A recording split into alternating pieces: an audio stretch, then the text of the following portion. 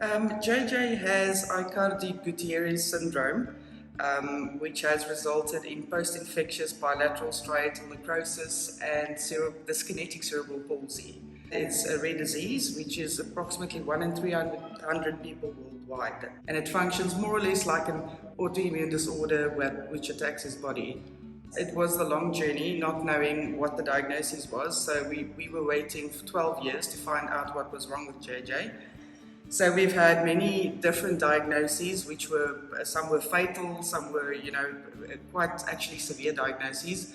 When we finally got the answer of what his actual diagnosis is from the genetic testing, we were sort of relieved, and that triggered a whole lot of changes in our personal family setup, because it was like we could heal. We finally had an answer of what was going on.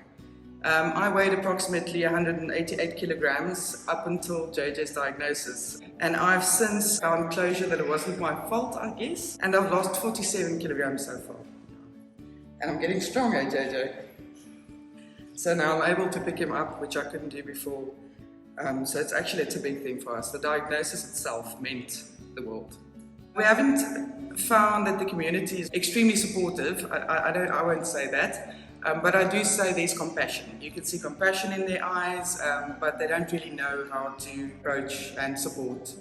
I think it's a lack of knowledge. So we've learned how to survive. It's this thing that we as parents say we need to know, we need a name for the baggage that we're carrying. And I think that held me back for many, many years. And then eventually you come to a point where you decide it really doesn't actually matter what the diagnosis is, it's fine. But you still have that little bit of insecurity. So if there are parents out there who still do not have a final diagnosis for their child, don't lose hope. The time will come. You will eventually have an answer. Don't lose hope. And also don't be stuck on that, I need a name, because it might not come. There are some diseases that don't have names. To anyone out there seeing a child with special needs or a child with a rare disease, when you're not sure how to react, just say hi and recognize them as people, because they actually understand everything that we say. I think that is the most important message I would like to give to people out there. Irrespective of whether there is a response or not, you've done your part in acknowledging that person as a human being.